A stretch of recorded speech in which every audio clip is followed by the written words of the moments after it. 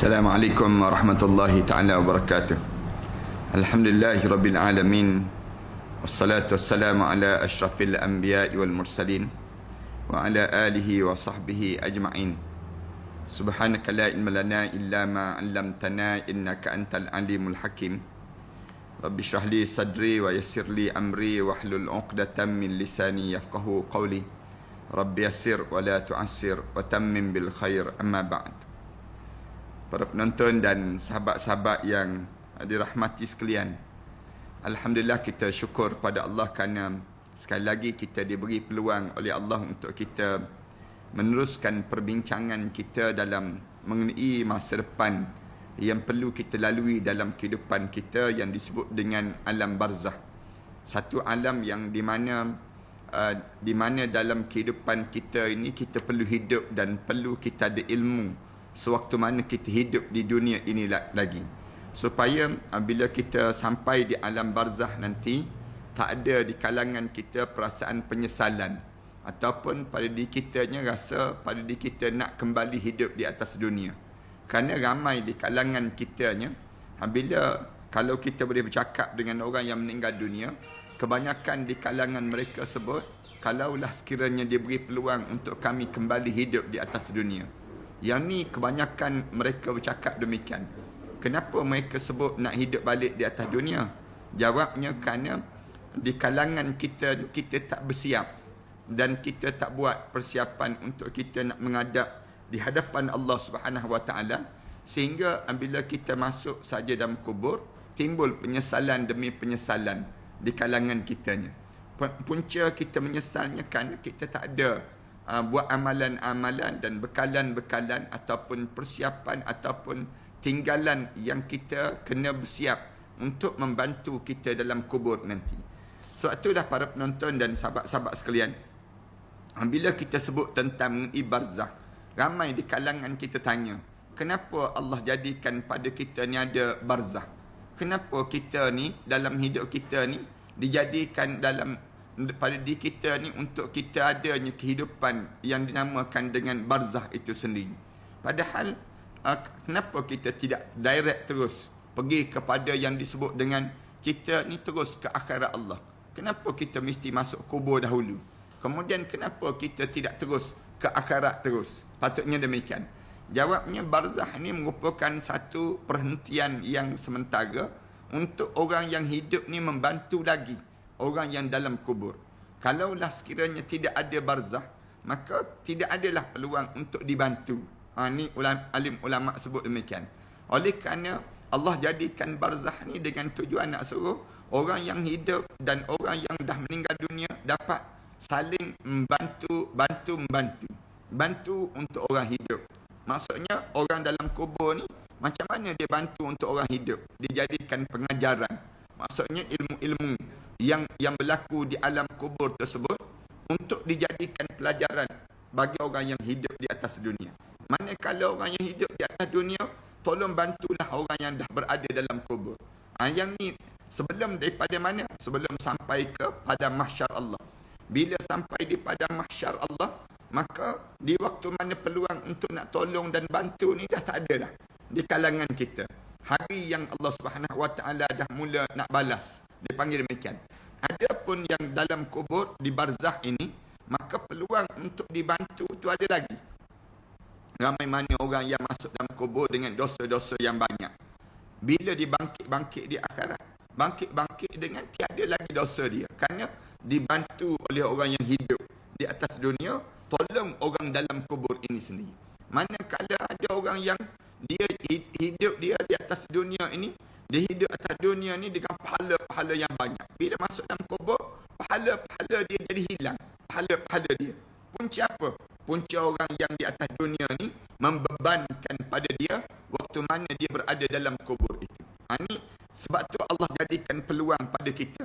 Hidup di atas dunia, orang yang hidup atas dunia, tolong orang dalam kubur.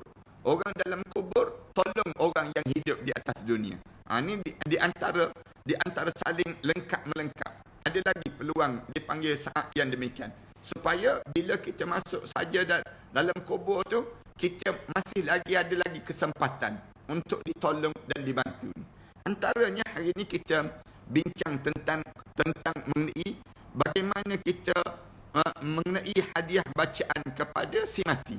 Bila kita hidup atas dunia ni, kita hidup atas dunia, kita tolong orang dalam kubur. Tolong macam mana? Baca bacaan ayat-ayat Quran, ataupun kita buat amalan-amalan tertentu yang kita buat tadi, sampai ke tak sampai, dapat ke tak dapat orang dalam kubur ini sendiri.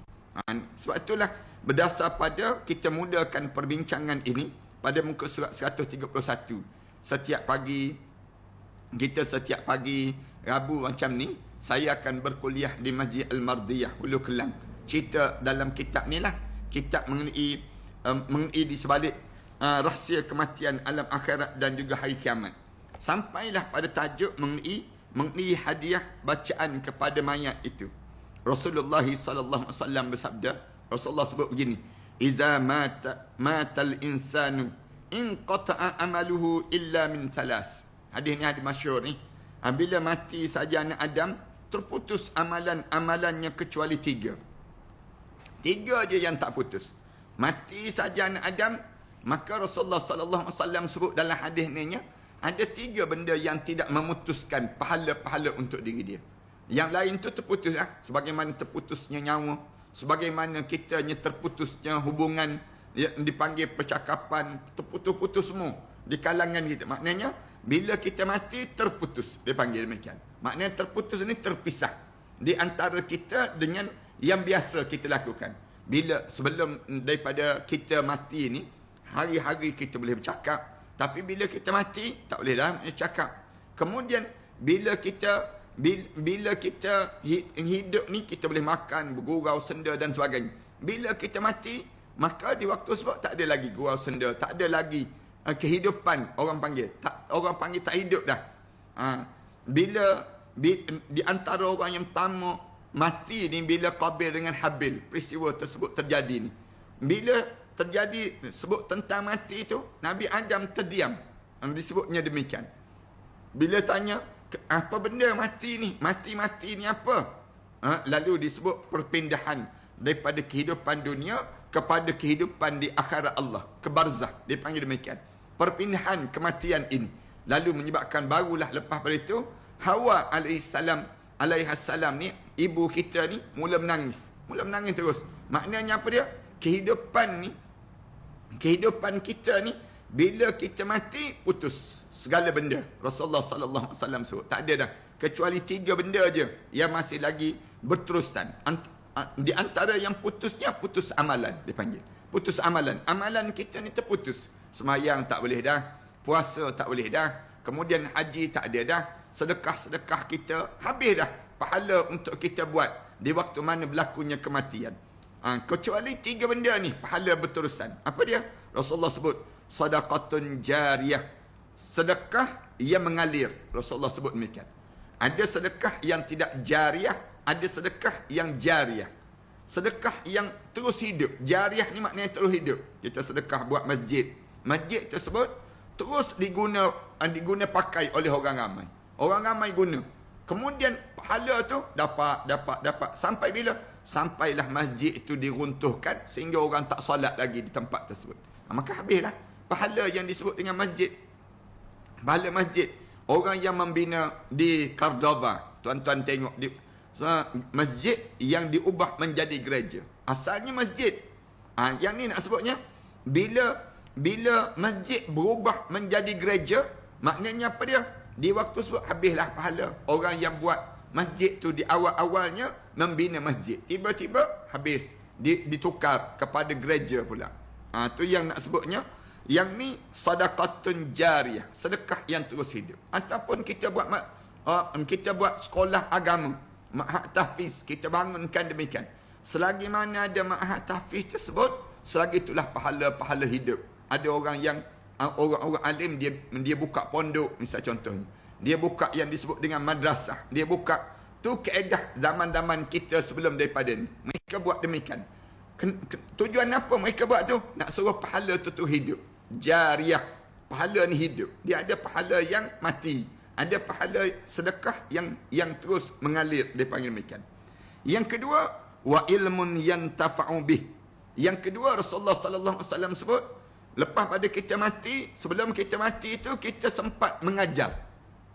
Kita mengajar satu ilmu yang bau manfaat dalam kehidupan masyarakat. Tak kira lah ilmu apa sekalipun, sampai ilmu buat sambal sekalipun. Ilmu apa dia?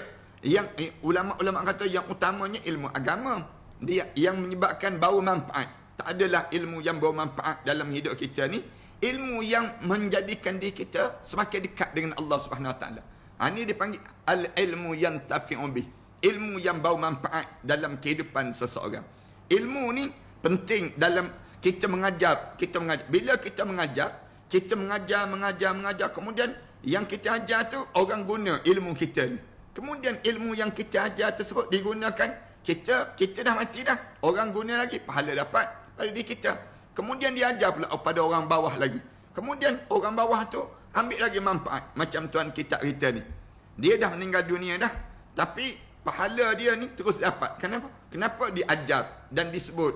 Bila diajar dan disebut berterusan, dan diajar disebut berterusan dalam kehidupan ini, maka dalam keadaan demikian, pahala tu dapat dalam kehidupan seseorang.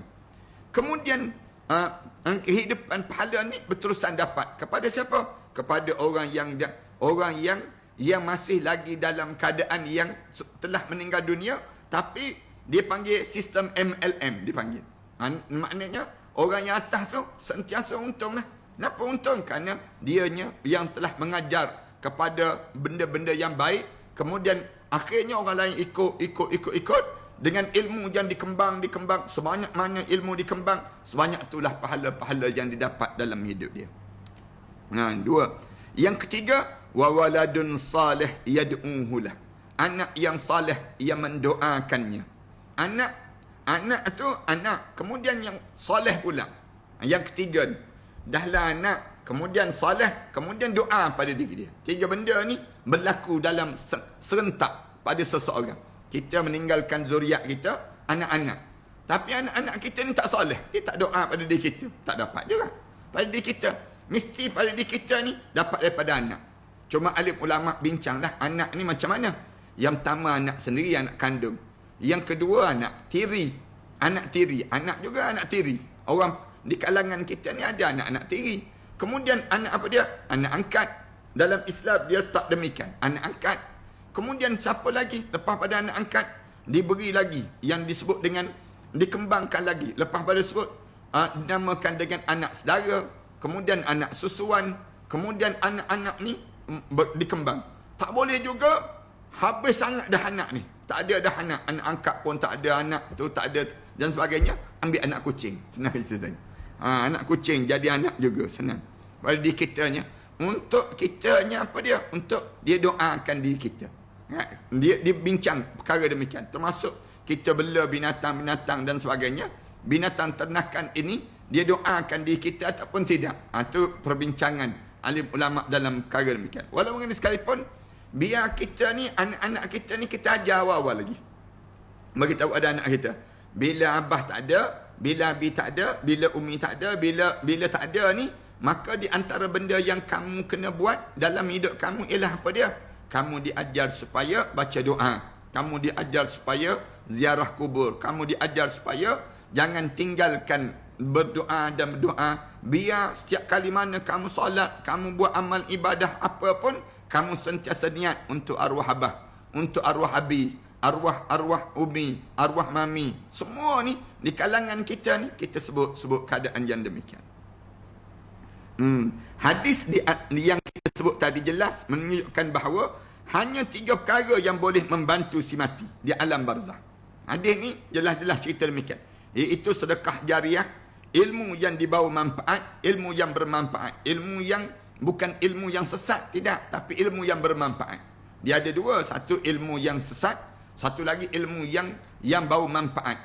Manfaat ni maksudnya ilmu yang bermanfaat ni Rasulullah tak sebut satu-satu, tapi Rasulullah guna segala benda ilmu yang boleh tarik kita ke akhirat Allah, boleh bawa masuk syurga Allah, maka itu ilmu bermanfaat. Itu cara dalam Islam. Manakala ilmu yang menyimpang diri kita pada Allah, sehingga kan kita lupa pada Allah, dianggap ilmu itu ilmu mudarat. Ilmu yang sesat dalam hidup kita. Yang ni jadi bahaya dalam kehidupan seorang. Dan doa anak yang saleh. Anak kita tu, yang saleh tu, kita didik dia, kita asuh dia, kemudian dia menjadi anak yang saleh. Maka selain daripada perkara-perkara tersebut, adalah diragui kesahihannya yang dibincangkan oleh para alim ulama ini sini. Allah Ta'ala berfirman, wa allaysa lil insani illa ma sa'a. Dan sesungguhnya bagi manusia tu dia tak akan dapat apa-apa selain apa yang diusahakan di atas dunia.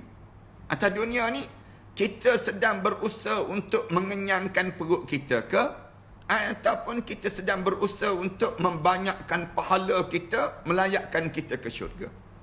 Ni dipanggil wa allaysa lil insani illa ma sa'a.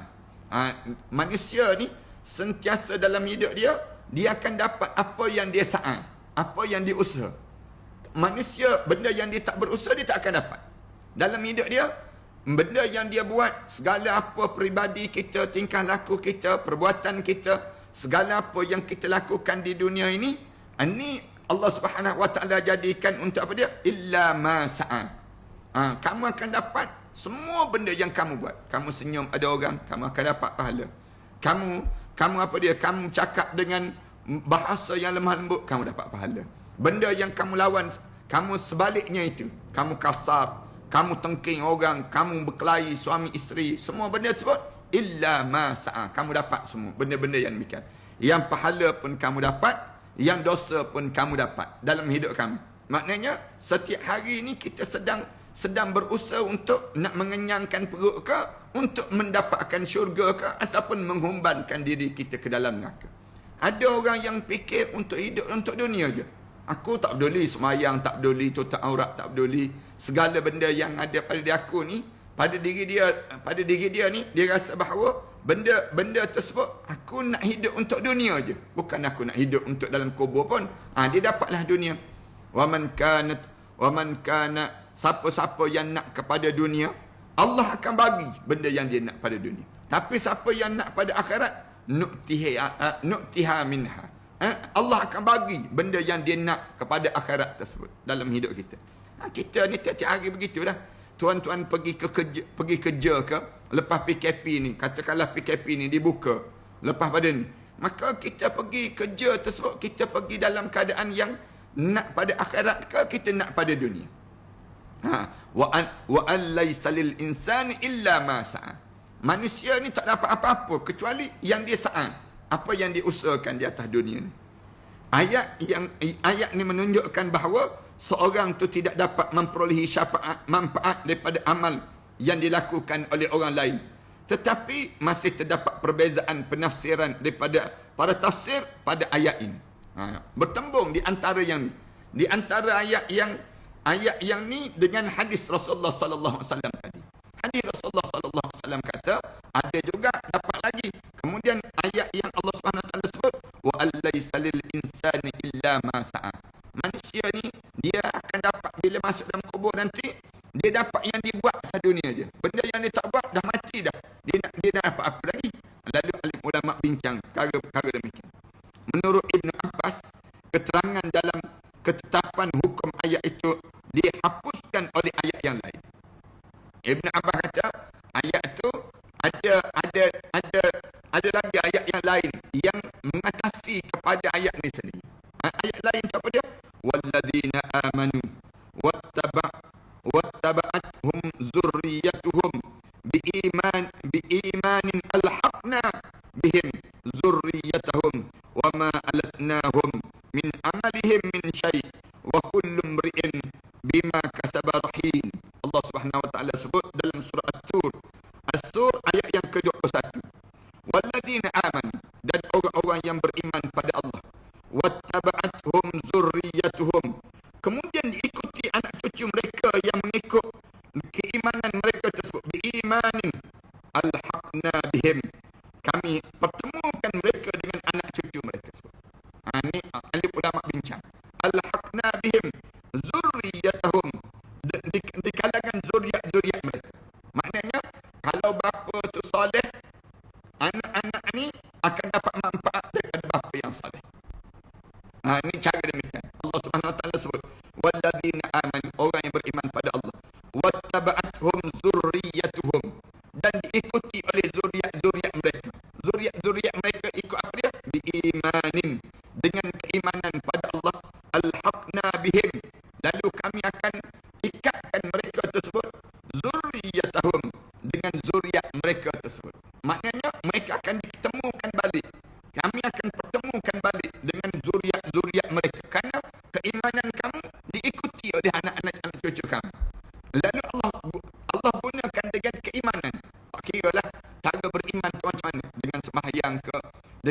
tutup aurat ke, dengan baca Quran ke, dengan apa pun, bila anak cucu ni buat benda apa yang diajar oleh arwah ayah, arwah datuk, arwah nenek ni, maka akan dipertemukan balik dengan zuriat-zuriat ini sendiri. Wa ma alatnahum min amalihim min syai', dan kami tidak kurangkan sedikit pun pahala amalan kebaikan mereka tersebut. Allah Subhanahu wa taala sebut, wa ma alatnahum, kami tidak sikit pun kurangkan yang disebut dengan pahala-pahala daripada apa yang dilakukan oleh zuriat-zuriat mereka tersebut, min amalihim min syai', min amalihim min syai', daripada amalan-amalan mereka sikit pun. Wa kullu mri'in bima kasaba rahin, setiap orang terikat dengan apa yang dikerjakan dalam kehidupan dia di atas dunia ini sendiri. Anak dapat membantu ibu bapa pada hari kiamat. Ini dipanggil demikian. Sebagaimana ibu bapa boleh bantu anak-anak di hari kiamat nanti, demikian juga anak boleh bantu ibu dan ayah di hari kiamat nanti. Dengan kata lain, seorang ayah akan diberi syafaat oleh Allah Ta'ala kerana anak-anaknya. Kita ni ada anak kan? Saya ada anak. Kemudian anak-anak saya ni, dia mampu untuk memberi syafaat pada saya. Kalaulah sekiranya anak-anak kita ni anak soleh. Kemudian demikian juga dengan kita ni, kita yang soleh. Kita mampu tolong anak-anak kita, anak-anak yang berada di bawah kita ni. Itu saya sebut tadilah, anak-anak ni biar kita dapat ramai anak-anak. Kalau kita tak ada anak, ada orang kata, Ustaz, saya ada 3 orang je, 4 orang je. Ambil anak-anak angkat. Tuan-tuan ambil anak-anak tahfiz untuk ditaja. Tuan-tuan ambil yang disebut dengan ni peluang untuk kita menambahkan zuriat kita. Itu satu cara. Kita tangguh mereka belajar. Tangguh mereka belajar sebut, jadikan mereka anak-anak angkat kita. Ini satu cara yang diajar dalam Islam untuk kita je dapat akan manfaat demikian. Anak-anak ni bagi syafaat pada kita di hari akhirat. Kerana anaknya ataupun sebaliknya, iaitu seorang ayah akan diberi syafaat oleh Allah Ta'ala kerana anak dia ataupun sebaliknya. Seperti yang ditunjukkan dalam ayat yang dalam Al-Quran Karim surah An-Nisa ayat yang ke-11. Yusikumullahu fi auladikum lizzakari mislu hazzil unsayain fa in kunna nisaan fawqa ithnatayn falahunna thulutha ma tarak wa in kanat wahidatan falahan nisf wa li abawayhi likulli wahidin minhum as-sudus mimma taraka in kana lahu walad wa fa in lam yakul lahu walad wa warithahu abawahu fali ummihi thuluth fa in kana lahu ikhwatun fali ummihi sudus min ba'di wasiyatin yusi biha aw dain aba'ukum wa abna'ukum la tadruna ayyuhum aqrabu lakum naf'a fariidatan min Allah innallaha kana aliman hakima. Allah Subhanahu wa taala sebut di wasiat, Allah wasiatkan pada kamu, yusikumullah, Allah mensyariatkan pada kamu dalam harta pusaka ni, fi auladikum, terutama pada pembahagian harta pusaka pada anak-anak kamu ni, lizzakari mislu hazzil unsayain. Lalu Allah jadikan bagi anak lelaki itu menyamai dua bahagian daripada anak perempuan. Daripada anak perempuan, maknanya 2/3 hak anak lelaki, manakala 1/3 hak anak perempuan. Dan jika anak itu semuanya perempuan, dan kalau falahunna thulutha ma tarak, kalaulah fa in kunna nisaan fawqa ithnatayn, katakanlah anak perempuan itu lebih pada 2 orang, falahunna thulutha ma tarak, dan jumlah lebih daripada 2 orang, maka bahagian mereka ialah 2/3 daripada harta yang ditinggalkan. Katakanlah kita meninggal dunia dalam keadaan meninggalkan anak perempuan tu lebih pada 2 orang, maka anak perempuan ni lebih pada 2 orang tu, maka anak perempuan tersebut dapat 2/3. 1/3 lagi asabah, ataupun 1/3 lagi diberi kepada apa dia, bahagian-bahagian yang lain. Tapi anak perempuan ni dia dapat yang disebut dengan yang dinamakan dengan 2/3 daripada peninggalan harta ayah dia yang dia meninggal dunia. Adik-beradik semua perempuan, 1/2 daripada harta benda dia. Wali abawaihi likulli wahidin minhum as-sudus, dan maka dia memperoleh separuh daripada yang tinggal. Dan untuk kedua ibu bapa, bahagian masing-masing telah bahagian, katakanlah dia meninggal dunia tapi ada mak ayah. Mak ayah tersebut dapat 1/6 daripada harta yang ditinggalkan. 1/6 yang ditinggalkan oleh harta anak dia. Jika si mati itu mempunyai anak, Allah Subhanahu Wa Taala sebut. Kemudian fa illam yakul lahu walad wa warithahu abawahu fali ummihi thuluth. Dia mempunyai anak. Jika mati itu tidak mempunyai anak dan kemudian kalau dia mati tidak mempunyai anak dan hartanya diwarisi oleh kedua ibu bapa dia saja. Ibu bapa saja. Mati tapi tak ada anak pada diri dia. Harta benda ada. Maka ibu bapa dia saja, maka ibunya mendapat 1/3. 1/3 daripada harta benda dia. Jika si mati itu mempunyai berapa saudara, adik-beradik perempuan, adik-beradik lelaki, maka ibunya dapat 1/6. Dia mati, tapi harta benda banyak, tak sempat kahwin, anak pun tak ada. Maka dia dapat pada siapa? Pada adik-beradik. Adik-beradik dapat. Adik-beradik pun dapat, ibu pun dapat. Ibu dia dapat 1/6. Pembahagian tersebut dilaksana setelah mana yusi min ba'di wasiyatin yusi biha audain.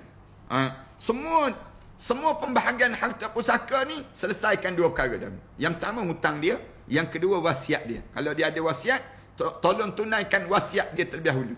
Kemudian lepas pada tersebut jangan cepat nak ambil bahagian harta pusaka lagi. Kemudian yang keduanya, tolong selesaikan masalah hutang piutang dia. Dia ada hutang rumah katakanlah. Dia meninggal dunia, dia tinggalkan rumah dan dia ada hutang kenderaan, bayar terlebih dahulu. Hutang-hutang dia. Kemudian dalam keadaan demikian abaukum wa abnaukum. Kemudian orang tua kamu dan anak-anak kamu. La tadruna ayyuhum aqrabu lakum naf'a. Kamu tidak mengetahui siapa di antara mereka yang lebih banyak manfaat bagi kamu. Ni Allah Subhanahu Wa Taala sebut. Dalam ayat ni Allah Subhanahu Wa Taala sebut abaukum wa abnaukum, sama ada ayah ataupun anak. La tadruna ayyuhum aqrabu lakum naf'a.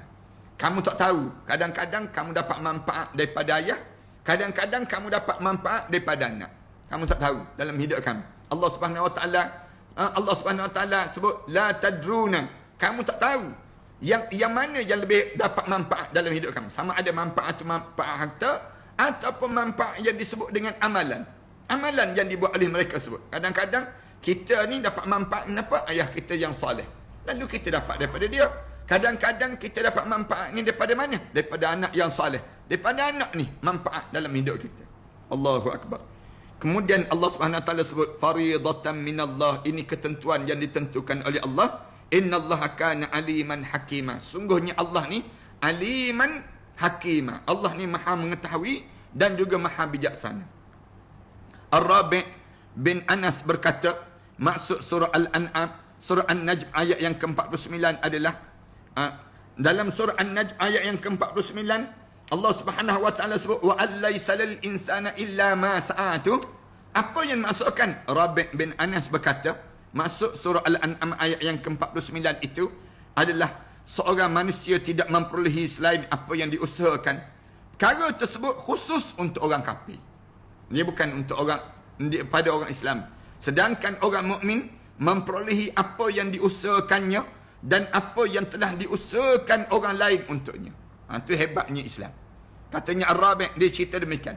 Manakala ayat yang kita baca wa allaysa lil insana illa ma sa'atu khusus untuk orang kafir. Manakala orang mukmin dia akan dapat apa yang diusaha dan apa yang telah diusahakan orang lain untuk diri kita. Orang lain berusaha untuk diri kita. Ini katanya Rabi'. Rabi' sebut demikian. Dalil yang menguatkan pendapat ini terlampau banyak. Pandangan yang mengatakan demikian. Yang terdapat dalam hadis dan pahala orang soleh yang mendoakan saudara dia sesama manusia, sesama mukmin akan sampai kepada mereka tersebut. Sama mukmin. Dalam satu hadis sahih Rasulullah sallallahu alaihi wasallam bersabda, "Man mata wa alaihi siyamun sama lahu waliyuhu." Rasulullah sallallahu alaihi wasallam sebut, siapa yang meninggal dunia tetapi dia tidak sempat mengqadakan puasa dia. Dia meninggal dunia tapi dia tak sempat untuk dia nak qada puasa dia. Yang ditinggalkan, maka puasa yang ditinggalkannya boleh diqadakan oleh saudara-saudara dia. Waliyuhu. Ni ingat betul-betul kan? Dalam bulan Ramadan baru ni ada orang yang sakit kemudian mati pada diri. dia tak sempat nak puasa. Dia tak sempat nak qada puasa dia. Wali dia ni boleh qada untuk diri dia. Gantikan untuk dia. Adik-beradik dia pakat. Ataupun ibu kita meninggal dunia. Ibu kita meninggal dunia tak sempat nak puasa. Bulan Ramadan baru ni. Na'udzubillah min dzalik dah. Nak sebutnya. Kemudian dalam keadaan demikian, kitanya, keluarga adik-beradik ni pakat. Ambil lah. Berapa hari seorang. Katakanlah kita adik-beradik lima orang adik-beradik. Kita bagi tahu ada adik-beradik ambil 5 hari seorang dahulu. Untuk mengqadakan 30 hari. Lepas kita bagilah 30 hari itu kita bahagi dengan 5 orang adik-beradik kita. Di kalangan kita. Rasulullah sallallahu alaihi wasallam. Maknanya apa dia? Rabi' sebut, maknanya aku nak sebut pada diri kamunya bahawa kalau orang lain buat usaha untuk diri kita, dapat tak pahala pada kita? Dapat pahala pada diri kita demikian. Kalau puasa ni tak disebut oleh Rasulullah dalam hadis yang awal tadi. Hadis di awal-awal Rasulullah sallallahu alaihi wasallam tak sebut tentang puasa. Tapi bila cerita tentang mengenai demikian, ada lagi hadis yang cerita tentang man mata wa alaihi siyam. Orang yang mati sedangkan dia dalam keadaan tak selesai qada puasa, sama lahu waliyuhu. Maka puasalah orang yang ganti pada dia ni, waliyuhu ni ataupun saudara-saudara dia, adik-beradik dia, gantikan untuk dia tersebut. Boleh. Sampai ke tak sampai pahala puasa tu, sampai pada keluarga tersebut. Rasulullah sallallahu alaihi wasallam kata, pada seorang pemuda yang menunaikan haji untuk orang lain. Ada pernah seorang pemuda yang dia datang untuk dia tunaikan haji untuk orang lain, sedangkan dia belum menunaikan haji untuk dirinya sendiri. Dia sendiri tak buat lagi haji, tapi nak buat haji untuk orang. Rasulullah kata, tunaikanlah haji untuk diri kamu, kemudian barulah kamu tunaikan haji untuk syabramah, keluarga dia tersebut, kerabat dia tersebut. Rasulullah kata, kamu buat haji dulu. Lepas pada kamu buat haji untuk orang lain pula. Sampai ke tak sampai pahala haji yang diupah ini digantikan tadi, sampai pahala disampai pada orang yang telah meninggal dunia tersebut. Itu sebab tu kalau ada di kalangan keluarga kita yang dia tak tunaikan lagi haji, dia tak tunaikan haji, tapi dia meninggal dunia dah, kita cari orang-orang soleh, kita bagi duit dia ni, dia tinggal harta benda banyak, ambil duit dia tadi, kemudian bagi pada orang soleh duit tersebut. Tuan pergilah buat haji untuk diri dia sebagaimana dia ada. Kalau dia ada habis 37,000, bagi 37,000 pada orang tersebut. Tu dipanggil demikian. Ada pun yang haji yang sebut 1,500, 1,000 ataupun 2,000. Bagi saya saya sebut, kalau dia ada, dia tak boleh nak pergi dengan 1,500. Maka dia sudut kekuatan pahala tak banyak. Ada orang kata, dia dah berada kat Mekah dah, tapi dia bukan kerabat pun. Dia tak kerabat lagi, tapi dia buat tu kerana dia nak ambil upah 1,500 misal contohnya. Dengan keadaan demikian, bagi saya yang saya belajar ni, bahawa di sudut pahala tak sampai pahala darjat sama dengan haji waktu mana dia hidup. Itu cara pahala demikian. Kalau nak suruh jadi sama tu, bagi sebanyak mana dia ada. Kalau dia ada sebanyak tu yang diperlukan untuk melaksanakan ibadah haji, bagi sebanyak tu juga pada orang yang upah haji. Kita pun bagi tahu, ustazah, mak saya meninggal dunia, saya nak upah haji sebagaimana mak saya ada. Ustaz, kalau dia pergi, dia kena habis dalam sebanyak 60,000. Saya bagi 60,000 pada ustazah ataupun ustaz, pergilah buat haji untuk arwah ni, saya tanggung sepenuhnya. Maksudnya kita tanggung ni apa dia? Kita upah dia sebanyak yang demikian. Itu yang terbaik, dipanggil demikian. Diriwayatkan juga oleh Aisyah radhiyallahu anha bahawa dia melakukan i'tikaf di masjid yang ditujukan untuk saudaranya Abdul Rahman yang telah meninggal dunia. Allahu akbar. Nak sebutnya, Sayyidatina Aisyah radhiyallahu anha pernah buat amalan. Dia duduk di masjid, kemudian dia niat i'tikaf. Niat i'tikaf tu dia tujukan pada siapa? I'tikaf ini untuk Abdul Rahman, saudara dia yang telah meninggal dunia. Sampai ke tak sampai pahala? Sampai pahala. Aisyah radhiyallahu anha lakukan keadaan demikian. Melakukan ni nak sebutnya i'tikaf, sekecil i'tikaf itu. Diterima amalan dia. Sa'ad berkata pada Rasulullah sallallahu alaihi wasallam, wahai Rasulullah sallallahu alaihi wasallam, adakah aku boleh bersedekah untuk ibuku yang telah meninggal dunia? Sa'ad tanya Rasulullah,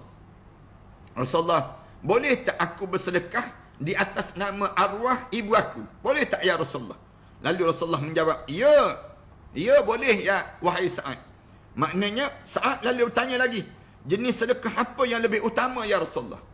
Boleh Rasulullah sebut demikian. Lalu Sa'ad tanya, yang paling terbaik untuk aku nak bantu orang dalam kubur ni, nak bantu keluarga aku yang meninggal dunia ni, sedekahnya macam mana Rasulullah? Rasulullah jawab, memberikan orang lain minum. Rasulullah kata, bagi sediakan tempat minum lah.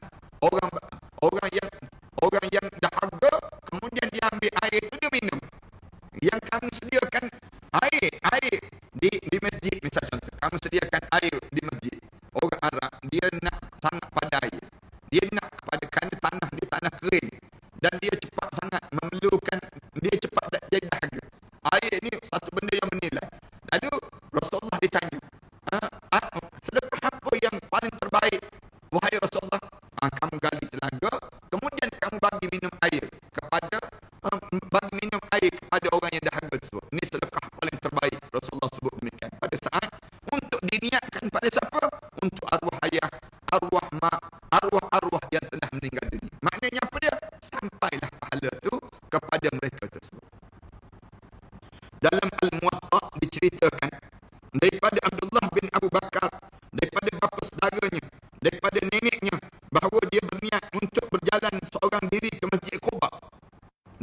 Dia niat, tapi dalam perjalanan beliau meninggal dunia, sehingga niatnya tidak terlaksana dengan sempurna. Sama ada dia niat tu niat nazar ataupun niat apa dia. Lalu anaknya yang bernama Abdullah bin Abbas melakukan perjalanan ke Masjid Quba untuk menyempurnakan niat untuk orang tuanya itu. Tu. Ada dah arwah ni dia ada niat. Kadang-kadang arwah kita ni dia ada niat. Dia sebut mak ni ada niat lah. Duit yang gelang-gelang emas tu mak rasa tak nak dah pakai. Mak pun tak selayak dah nak pakai gelang emas ni. Jadi mak niat, kalau bolehnya nak suruh jual emas ni, gelang emas ni, kemudian nak bagi pada masjid Ustaz Ahmad Dasuki. Misal contohnya demikian. Ada orang yang dia sebut demikian. Yang Ustaz Ahmad Dasuki bangunkan tu, mak nak bagilah, dia sebut demikian. Tiba-tiba dia meninggal dunia. Dia tak sempat nak jual tersebut. Lalu macam mana nak buatnya? Anak-anak ni tolong sambung niat. Sambung niat arwah mak tadi. Kemudian ambil pakat adik-beradik. Kita tak payah ambil lah bahagian harta ni. Kita bagi atas niat dia. Dia tak sempat nak pergi ke kedai, nak jual barang kemas tadi. Jadi dia meninggal dunia. Adik-beradik kata tak apalah, ambil dah. Dia panggil demikian. Lalu kita pun bagi menunaikan niat tadi. Ataupun adik-beradik jawab. Dia kata saya tak nak lah. Saya nak juga duit. Saya nak juga duit tersebut. Katakanlah ada adik-beradik yang sebut demikian. Saya nak juga duit tersebut. Lalu kita bagi pada pihak yang dia tersebut. Lalu anak yang baik, dia pun teringat jasa ibu dia. Dia pun ambil bahagian dia ni, ataupun ditambah bahagian dia ni, dia bagi. Itu yang dinamakan dengan sampai dah pahala tersebut. Sampai pahala ni. Pahala kepada arwah yang telah meninggal dunia. Ini anak-anak yang soleh dah. Anak-anak yang soleh kadang-kadang mak tu dah niat dah. Arwah tu dah niat dah. Tapi dia kata, dah dia niat saja, dia tak sempat buat. Padan muka dia sebut demikian. Ni ada juga yang jadi demikian. Yang jadi tamak. Ialah manusia ni, kalau dalam bab harta, tak usah cerita lah. Kalau dia tak ada agama, habis terus. Kebanyakan jadi begitu. Orang kita ni, dia mula fikir terus. Tambah harta tu banyak. Kalau harta tu sikit-sikit, boleh jadi dia tak pandang sangat. Tapi kalau lah harta kadang-kadang, arwah ayah, ada orang yang arwah ayah dia, arwah mak dia dah niat dah buat tapak masjid, dah bina dah masjid atas tanah, tapi tak sempat nak tukar nama pada AJK masjid. Tanah ni tak sempat nak bagi tahu, tak sempat nak tukar nama. Bila meninggal dunia, anak-anak ni tengok nilaian tanah masjid tu mahal. Dia sebut ada AJK masjid. Kalau sekiranya nak kepada masjid ni tidak diruntuhkan, saya tak jual tanah ni, bayar sekian-sekian. Masjid tak mampu nak bayar. Dia minta 2 juta, 3 juta. Masjid tak ada duit. Lalu akhirnya dia buat macam mana? Dia jual tanah tersebut. Diruntuhkan masjid. Pun ada di kalangan kita yang berpikir yang demikian. Harta benda kan? Gelap mata, kelabu mata manusia. Dalam bab harta ni, manusia jadi tamak. Kebanyakan manusia begitu. Jadi sayang pada barang dia. Dia tak nampak benda yang dibuat itu untuk di jalan Allah dan keuntungan di akhirat Allah Subhanahu Wa Taala. Macam-macam gaya lah para hadirin sekalian.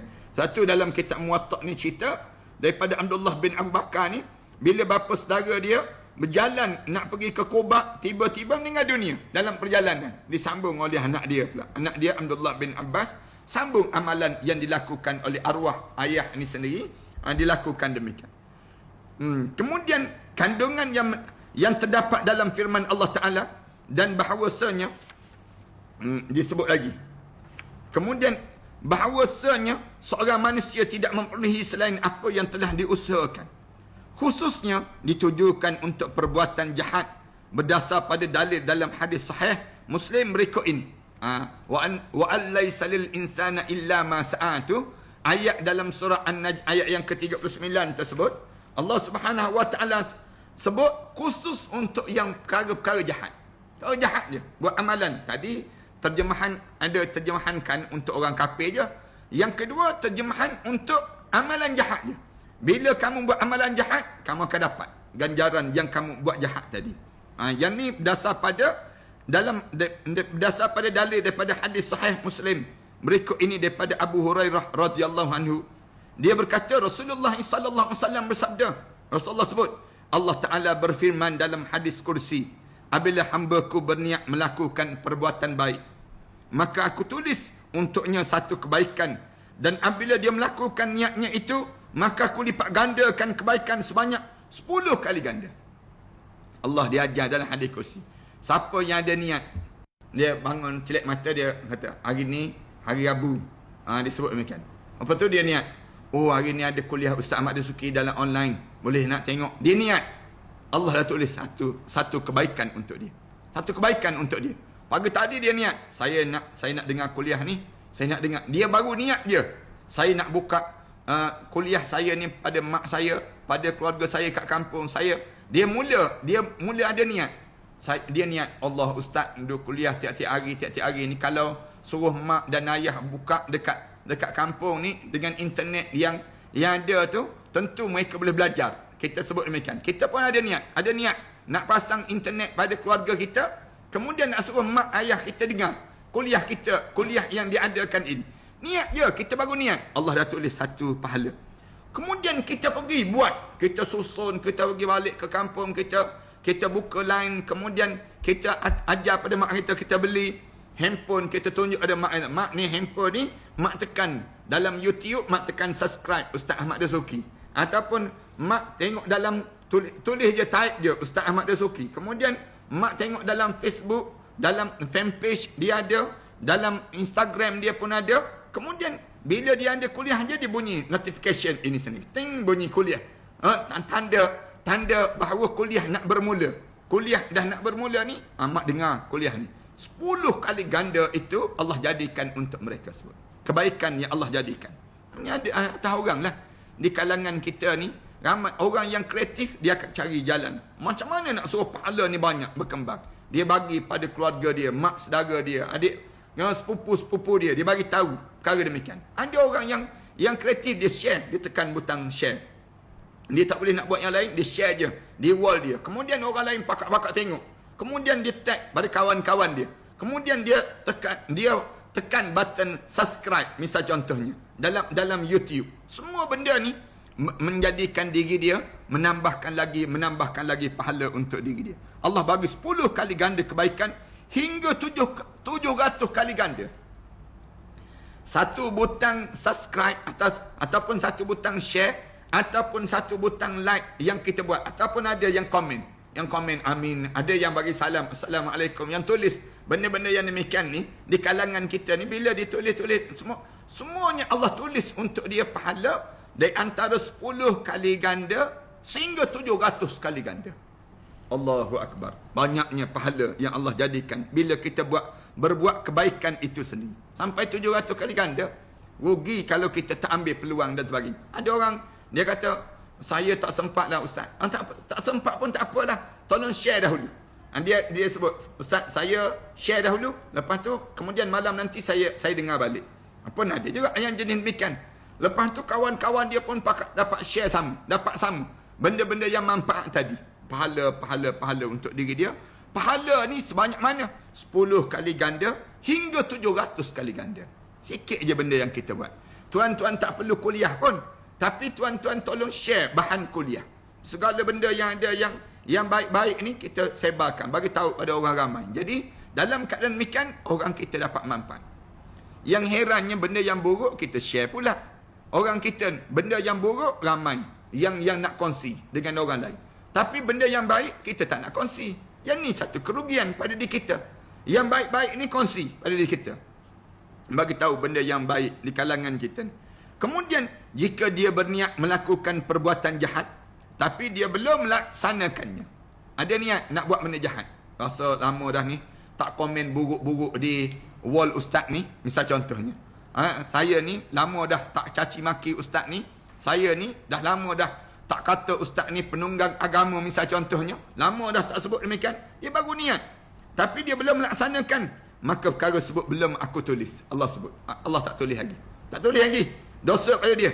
Tapi jika dia melakukan perbuatan jahat itu, maka kau akan tulis untuknya satu saja kejahatan. Atau kalau dia pun dah ada niat dah, tapi tak buat lagi, Allah tak tulis lagi. Bila dia mula buat, maka Allah tulis terus kejahatan dia. Itu yang dimaksudkan wa allaysa lil insana illa ma sa'a. Wa allaysa lil insani illa ma sa'a. Manusia ni dia akan dapat balasan berdasar pada yang jahat yang dia buat tadi. Kita kan ada kan orang kita macam ni tempoh PKP kita ni dah nak putus rantaian. Kemudian ada yang dia niat, aku dah putus pun, aku ni tak nak pergi kerja ni, disebut. Aku ni walaupun itu aku nak terima gaji begitu je. Tiap-tiap bulan aku nak gaji. Cara demikian. Tapi aku kerja tak nak. Tak ada niat pada diri dia. Tak ada perasaan pada diri dia. Allah tak tulis lagi. Tapi bila sampai masa dia tersebut, tiba-tiba dia tak buat, maka dapat dosa dalam hidup dia tersebut. Bagaimana terdapat dalam firman Allah Ta'ala berikut, man jaa bil hasanati falahu asyru amsalihha. Mana-mana orang yang melakukan amal yang baik, maka Allah bagi pada diri dia 10 kali ganda pahala amal kebaikan yang dilakukan. Buat benda yang sikit ya, tapi berganda-ganda kita dapat. Pemurahnya Allah. Sebab tu saya sebut banyak kali, orang kita ni kalau masuk dalam neraka juga memang jahat sungguh. Orang kita ni kalau yang masuk dalam neraka tu memang jahat sungguh. Kenapa jahat? Kita na'udzubillah min dzalik. Jahat sungguh dah. Kerana kita buat benda yang jahat, Allah Subhanahu Wa Taala tulis 1. Kita buat benda yang baik, Allah tulis 10 kali ganda hingga 700 kali ganda. Buat benda yang baik, senyum pada orang je. Senyum je, bagi salam pada orang je. Bunyinya je. Tapi di sudut je tersebut, Allah jadikan pahala berganda yang Allah jadikan untuk diri dia. Allah jadikan dosa pada diri dia tersebut pun dosa dia 1 je. Tapi bila buat pahala berganda-ganda yang Allah jadikan dalam hidup dia. Jika dia berniat melakukan perbuatan jahat. Wa man jaa bis sayyiati fala yujza illa mithlaha. Siapa-siapa yang buat benda yang buruk tidak dibalas illa mithlaha, kecuali sekadar apa yang dilakukan itu. Wahum la yuzlamun, sedangkan dia yakni Allah tidak sekali-kali melakukan zalim pada mereka yang demikian. Kita berhenti setakat ni lah, insya-Allah. Tersambung pada akan datang nanti dalam membicarakan tajuk ini lagi, belum lagi habis ni. Okay, insya-Allah kita akan sebut tajuk ini supaya dipahami di kalangan kita pada minggu yang akan datang pula lah, insya-Allah. Tuan-tuan, saya nak sebut bahawa besok merupakan 13, 14 dan 15 hari bulan Syawal. Pada diri kita ni kita dah masuk, dipanggil hari putih. Dan kebetulan besok pula hari Khamis. Maka kitanya ambillah peluang untuk dapat pahala puasa bulan dalam puasa dalam 6 hari dalam bulan Syawal. Kemudian kita niat juga puasa hari Khamis, niat juga hari putih. Hari 13, 14 dan 15. 3 pahala berganda tu pada diri kita ni sini. Kemudian ada orang yang dia nak qada pula puasa dia. Misal contoh 4, dia boleh qada. Qada digabung dengan yang sunat. Boleh tak? Boleh, tak ada masalah. Boleh gabungkan. Yang tak boleh, qada dengan nazar. Tak boleh. Qada dengan nazar. Yang wajib dengan wajib tak boleh. Adapun kalau kita nak qada puasa kita, kemudian buat amalan sunat yang disebut dengan sunat, puasa sunat 6, kemudian puasa putih, kemudian puasa pula dalam pada hari Khamis. 3-4 tu berganda pada diri kita. Jadi ambil peluang lah besok, para hadirin sekalian yang ada kesempatan dan ada peluang tu, puasa sampai hari Isnin. Start hari Khamis, misal contohnya. Hari Khamis, Jumaat, Sabtu, Ahad, Isnin. Dah 5 hari. Pada diri kita dapat. Kemudian hari Selasa berakhir puasa sunat 6 kita. Ni cara kita diajar supaya ambil kesempatan dan peluang pada diri kita ni. Jangan kita terlepas peluang-peluang yang Allah bagi pada diri kita. Pahala-pahala yang banyak. Buat satu tapi pahala berganda dalam kehidupan kita. Kemudian yang kedua, saya suka nak sebut juga tentang mengenai ibadah korban yang kita akan laksanakan dalam melaksanakan ibadah haji. Kalau tuan-tuan yang nak kepada buat korban ni, tuan-tuan boleh berhubung direct dengan Ustaz Ahmad Atif. Tuan-tuan boleh tengok pada talian 014 811132. Ni kalau kambing sejumlah RM1,000 seekor. Manakala lembu insya-Allah 700 satu bahagian. Kalau tuan-tuan nak kepada perkara demikianlah, insya-Allah boleh berhubung direct melalui akaun Maybank Bank Islam. Saya sendiri yang akan terlibat dalam penyembelihan tersebut, penyembelihan korban ni. Tuan-tuan bolehlah bersama dalam perkara demikian. Yang keduanya, kita sedang edarkan kitab Husnul Khatimah. Bagi jadikan kematian kita kematian Husnul Khatimah. Tuan-tuan boleh tengok, boleh hubungi talian 019 577 6306. Tuan-tuan boleh hubungi direct. Sebelum daripada itu kita keluarkan kitab persiapan menjelang kematian. Kemudian yang ni kita keluarkan yang terbaru dalam bulan Ramadan baru ni, jadikan kematian kalian Husnul Khatimah. Saya yakin ramai dah sahabat-sahabat yang terima kitab ini. InsyaAllah satu masa nanti kita akan buat satu program khusus untuk bagaimana nak suruh kita, nak jadikan kematian kita ni Husnul Khatimah. Maksudnya bila kita dekat mati kita mati yang ahli syurga. Jangan mati kita ahli neraka, jangan. Tetapi mati kita ni mati di kalangan ahli syurga. Saya dah karang kitab tersebut. Saya harap semua penduduk Malaysia kita ni bila meninggal dunia semua masuk dalam syurga Allah Subhanahu Wa Taala. Inilah cita-cita yang besar yang sedang saya dan usahakan, dan kita cuba untuk menjadikan seramai mungkin di kalangan kita, bila mati masuk syurga Allah Subhanahu Wa Taala. Ramai dah yang ikut, yang saya dengar cerita dia bila saya sebut begini amalan, mereka buat amalan tersebut. Mereka buat. Ada seorang hamba Allah, dia kata, saya dengar kuliah ustaz, kemudian saya mula menghafal surah Al-Mulk, saya menghafal surah Al-Kahfi, kemudian saya dapati diri saya kena kanser stage yang keempat. Dia sebut demikian. Dia menghafal, dalam tempoh dia menghafal sampai habis. Dia menghafal surah Al-Baqarah, dia hafal surah Al-Mulk, dia hafal surah Al-Kahfi, kemudian dia hafal surah Al-Baqarah, kemudian lepas pada itu dia meninggal dunia. Allahu Akbar. Saya pergi tengok jenazah beliau tersebut, jernih indah wajahnya, dan di antara tanda-tanda ahli syurga tu wujud pada orang yang demikian. Ini amalan-amalan di kalangan kita lah. Ada beberapa amalan-amalan yang perlu kita lakukan untuk menjadikan kita Husnul Khatimah.